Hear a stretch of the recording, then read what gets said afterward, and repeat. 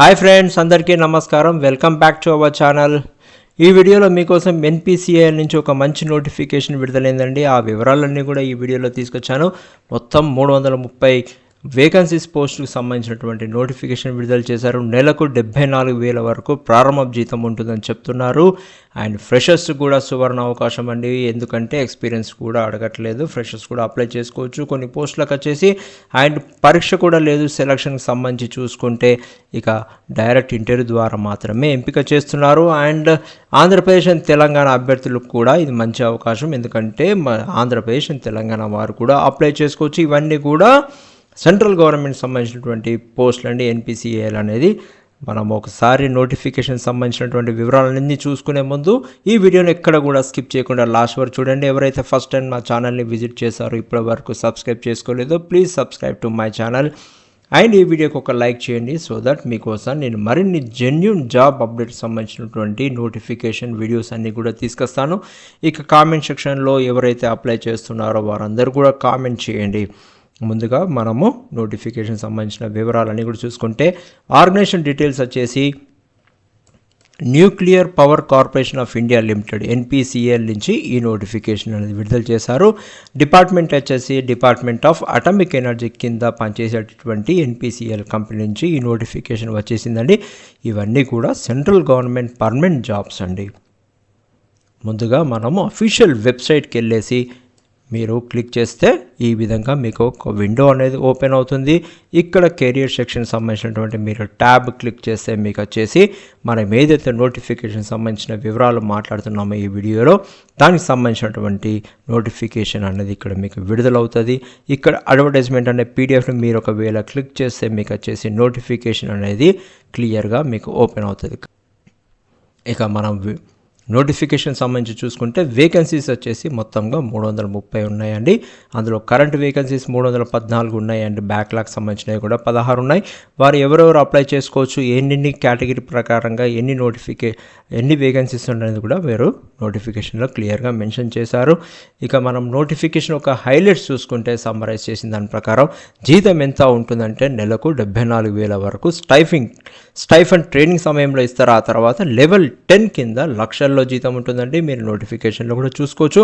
తర్వాత సెలక్షన్ ఎలా ఉంటుందంటే రాత పరీక్ష లేదు, కేవలం గేట్ స్కోర్ ఆధారంగా షార్ట్ లిస్ట్ చేసి ఇంటర్వ్యూకి పిలుస్తారు. ఎక్కడ పోస్టింగ్ ఉంటుందంటే ఇది పూర్తి స్థాయి కేంద్ర ప్రభుత్వ ఉద్యోగం. ఎన్పిసిఎల్ ప్లాన్స్ ఉన్న ఇండియాలో ఎక్కడైనా పోస్టింగ్ రావచ్చు. వీటికి సంబంధించిన సబ్సిడరీ కంపెనీస్ కానీ ఆఫీసులలో ఎక్కడైనా కానీ ఈ పోస్టింగ్ అనేది ఉంటుంది. వివరాలు చూసుకుంటే ఖాళీల వేకెన్సీస్ మొత్తం 330 అని చెప్పుకున్నాం. మెకానికల్ వారికి 125 ఉన్నాయండి, ఎలక్ట్రికల్ వారికి 65, ఎలక్ట్రానిక్స్ వారికి 50 ఉన్నాయి, కెమికల్ వారికి 40 ఉన్నాయి. అండ్ సివిల్కి సంబంధించిన వారికి 35, ఇన్స్ట్రుమెంటేషన్ బ్రాంచ్ సంబంధించి 15 పొజిషన్స్ అనేది ఉన్నాయి. ఈ బ్రాంచెస్లలో అర్హత ఉన్నవారు ఈ పొజిషన్స్కి అప్లై చేసుకోవచ్చు. ఇంకా శాలరీ వివరాలు చూసుకుంటే మనం వచ్చేసి ట్రైనింగ్ సమయంలో ఎగ్జిక్యూటివ్ ట్రైనింగ్ అనే పోస్ట్ ద్వారా ఇస్తారు.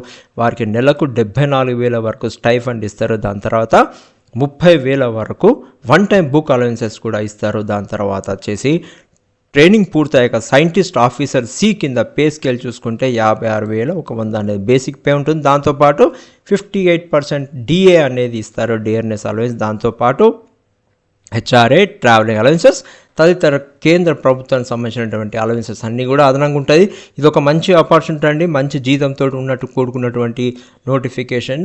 ఎవరైతే ఎలిజిబిలిటీ క్యాండిడేట్స్ ఉన్నారో వాళ్ళందరూ కూడా అప్లై చేసుకోవచ్చు. ఇక ఎడ్యుకేషన్ క్వాలిఫికేషన్స్ అనేది చూసుకుంటే డిగ్రీ అర్హత అనేది ఉండాలి. అది వచ్చేసి బీఈ, బీటెక్, బీఎస్సీ ఇంజనీరింగ్ లేదా 5 years ఇంటిగ్రేటెడ్ ఎంటెక్ చేసిన వారు ఈ పొజిషన్స్కి అర్హులు. కనీసం 50% మార్కులతో పాస్ అయి ఉండాలి. అది మినిమం కంపల్సరీగా ఉండాల్సి ఉంటుంది. దాని తర్వాత గేట్ స్కోర్ అనేది కూడా ఉండాలి తప్పనిసరిగా.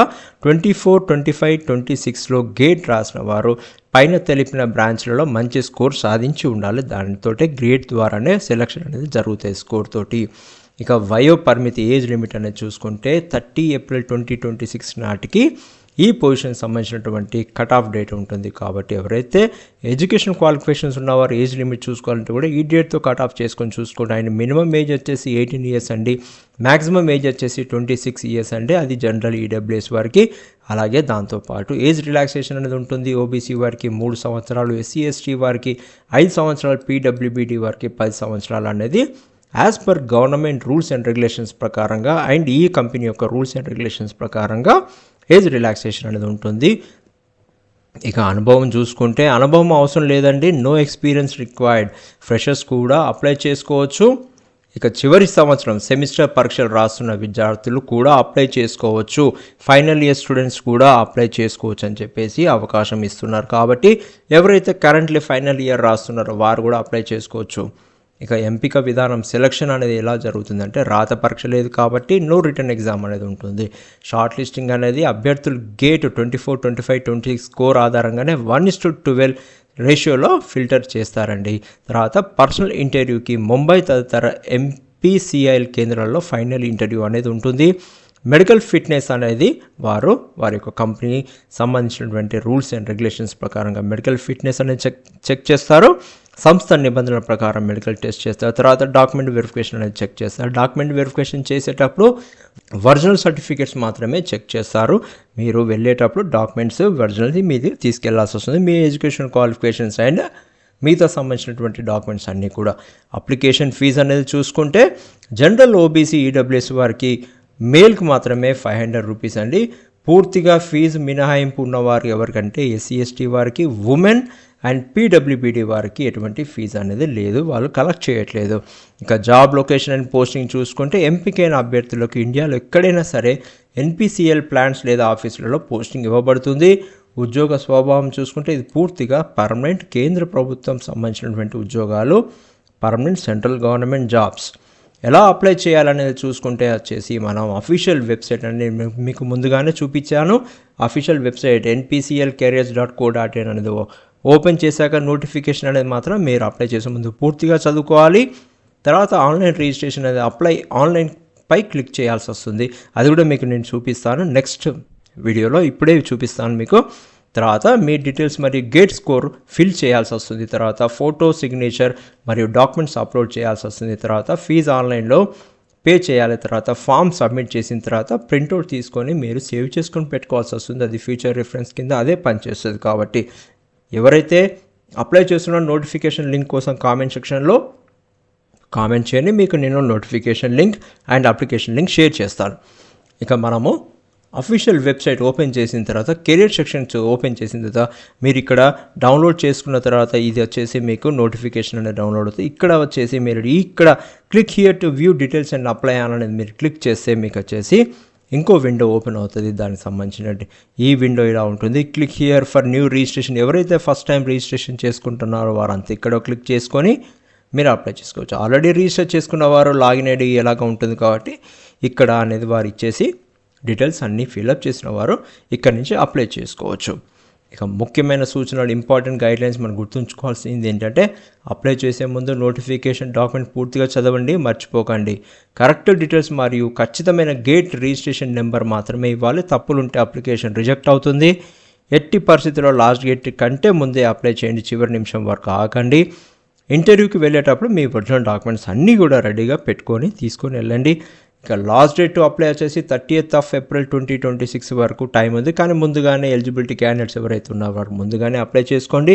ఆన్లైన్లో దరఖాస్తు చేసుకోవడానికి April 30, 2026 సాయంత్రం 4 గంటల వరకు మాత్రమే టైం అనేది ఉంది. ఇక ఎవరైతే జాబ్ ఆస్పిరెంట్స్ ఉన్నారో, ఎవరైతే ఈ జాబ్కి అప్లై చేస్తున్నారో వారందరికీ కూడా thank you, all the best అండి. మరిన్ని జెన్యూన్ జాబ్ అప్డేట్స్ కోసం వెంటనే మన ఛానల్ని సబ్స్క్రైబ్ చేసుకోండి. ఈ వీడియో కనుక మీకు నచ్చినట్టయితే ఖచ్చితంగా లైక్ చేయండి అండ్ షేర్ చేయండి మీ ఫ్రెండ్స్ అండ్ ఫ్యామిలీ మెంబర్స్కి. ఇంకా మీకు తెలిసిన వారు ఎవరైతే ఉన్నారో ఈ పొజిషన్స్కి సూటబుల్ అవుతుంది, వాళ్ళ క్వాలిఫికేషన్ ఉంటే వారికి కూడా షేర్ చేయండి, వారికి హెల్ప్ చేసిన వారు అవుతారు. మీకు ఏమైనా సందేహాలు ఉంటే కామెంట్ సెక్షన్లో నేను మీకు రివర్ట్ ఇస్తాను. Once again thank you, all the best.